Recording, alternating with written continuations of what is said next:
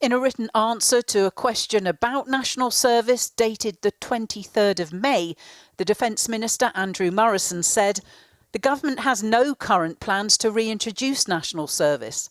If potentially unwilling national service recruits were to be obliged to serve alongside the professional men and women of our armed forces, it could damage morale, recruitment and retention." Is that we have generations of young people who don't have the opportunities they deserve. Britain today faces a future that is more dangerous and more divided. There's no doubt our democratic values are under threat.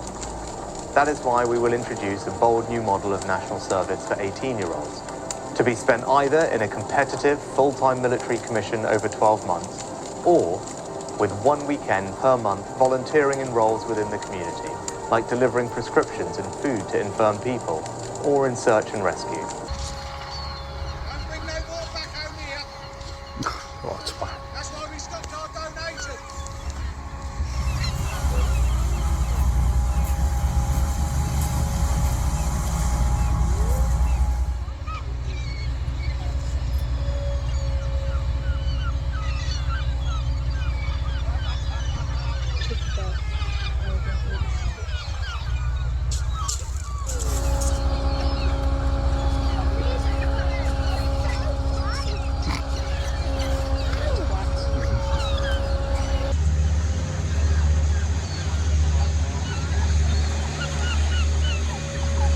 Young people will gain valuable skills, make our country more secure, and build a stronger national culture.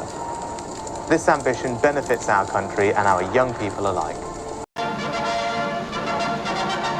This is what national service used to look like. This is something that affects the life of every man in Britain of military age.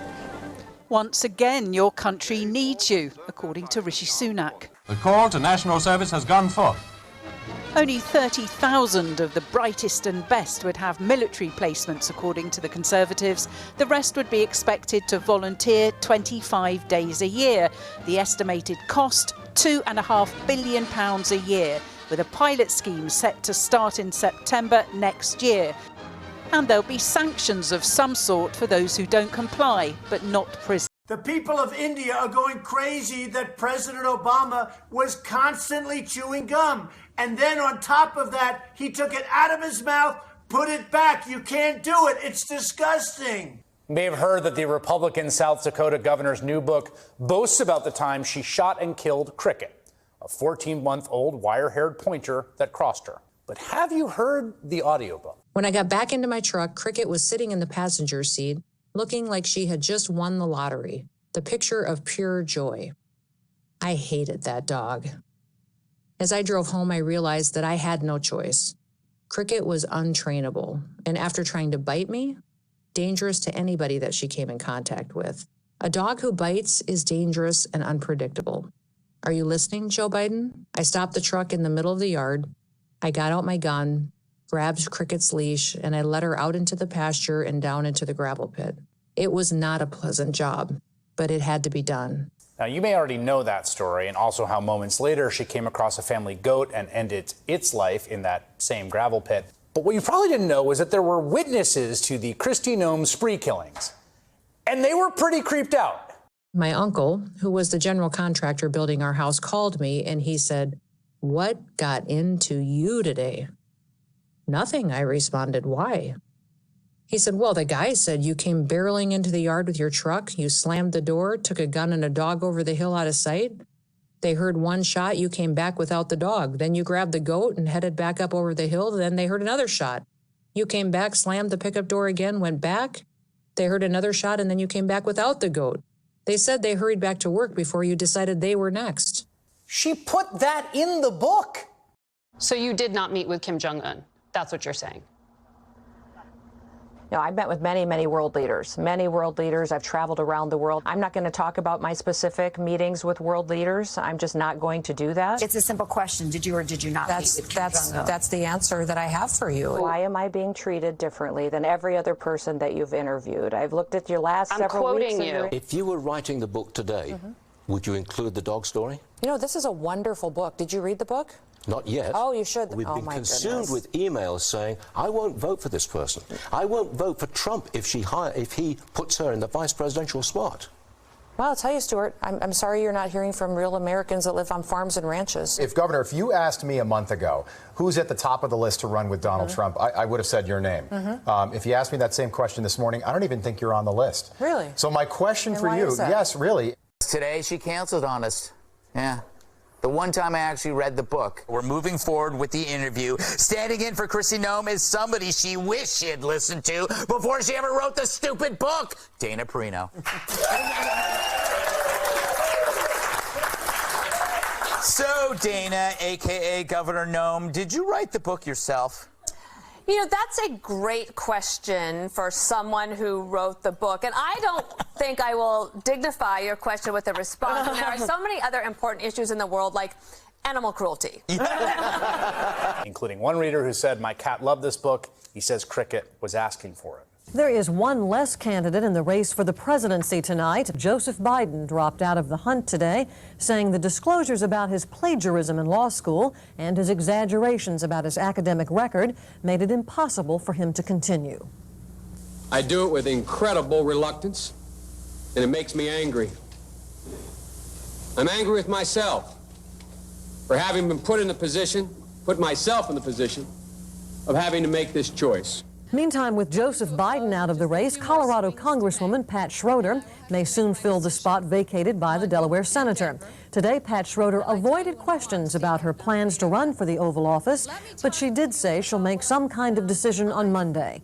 Schroeder says she's planning to travel back to Denver to talk to her staff before making any major decision. As you know, there's a presidential election coming up just around the corner, in fact, which can be a very difficult day for the millions of us who just couldn't care less. Well, joining us to help us make it through Election 2008 is Today Now political correspondent Dan Carlisle. Dan, good to see you again, buddy. How you doing? We're doing well, thank you. You got to help us out here, my friend, because all those informed people with their judgmental looks come Election Day, I mean, I just don't think I can spend another year dealing with that. Can you help? Absolutely. Luckily, it's actually pretty simple to pretend you care about the electoral process. Really? Try something like this. Invite some friends over for dinner, have the news on when they show up, then apologize as you turn off the TV and say, I promise I won't talk about politics tonight. I like that. Very direct, yet very simple. But what if they ask you, are you a Democrat or the other one? Right. Don't panic. Just use one of these political non-opinions I brought. Okay. Oh, I see. All right. I like that. Seems easy enough. Yeah. It's very easy. Yeah. Here's another simple thing to do. Talk about how sad it is that some people refuse to get involved in politics. Right. Blaming others for being uninformed is always a great way of seeming informed yourself. Yeah, no, I like that. But what if they corner you on one of these like political issues, like, health care? Oh, hold on, my phone's vibrating. Oh, okay, well. I apologize. We'll wait. Okay, and I've got you. See what happened there? That's a phone fake out. Oh, it wasn't really vibrating. Use that to get up. out of a political question that's just too difficult to answer. Well, now that's great for these coming weeks, but Dan, what about Election Day? First step, go to our website. All right, we have a great tool there which allows you to print out an I voted sticker. So during work, you go act like you voted, you come back, you wear the sticker. Right, and questions don't need to be asked anymore because you're right up front with it. It says right there, it says I voted.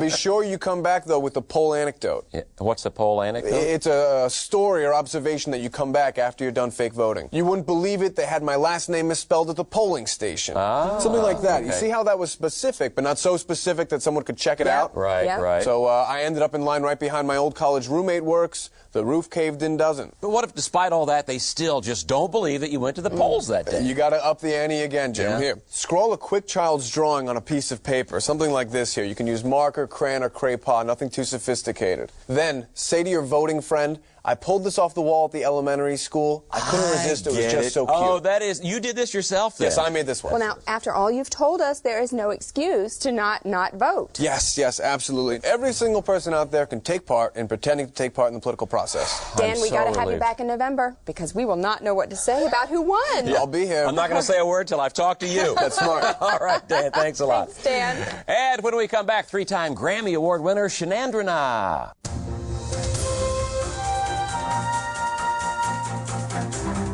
what does Britain actually have to offer us? I mean, there's a beautiful MGs. If you can imagine the top down, Matty, riding. Here we are. This is you riding to the Callide Power Station earlier this morning with the top down. Your hair blowing freely in the wind. Oh, hang on. The MG's owned by a Chinese company. Yeah, that's right. That's so true. what else do they have? There's black pudding, Cumberland sausages. That's about it, isn't it? Carlos, there's a Spice Girls CDs, a nice cup of English breakfast tea. Don't be so hard on the Brits. All right, name one good export from the UK, Matty. It's hard, isn't it? I suppose. The peas pies. I don't know. Yeah, it's very hard. But this is about what we sell to them, Carl. Like, it's a good thing for us. Good thing for us because we get to sell more beef, and that's great for everybody in Australia. All right. Meeting you all face to face and hearing so many of you say to me, "Wow, you're even shorter in real life." Hello. Today will put billions of pounds back in the pockets of hard-working British families. I generally do have 7 fillings because I got through a lot of the stuff when I was young, which is very bad. So people should don't do that. In a video, here it comes, from 2001, you said you didn't have any working class friends. Have you made any working class friends since you left university? Yeah, I mean, I think I was a student when I said that. We all say silly things when we're younger. Is that not yours? No. You're kidding me. Perfect. So I've got the Petroman and the number 3. Number 3 should be 30 quid and a penny. Well, you know what? I was going to ask Liz how she was spending her birthday, because for everyone watching, it's Liz's birthday today. So happy birthday, Liz. Thank you. I'm sure not the best way to spend it. Yeah. Scan there for me. Yeah.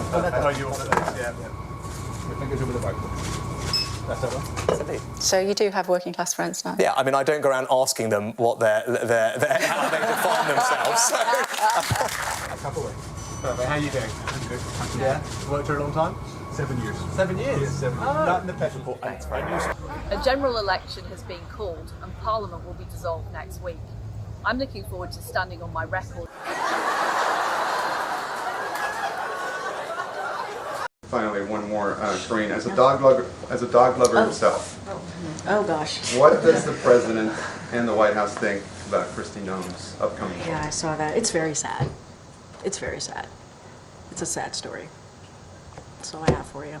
It's sad. This has been a 2024 Little Terrier production.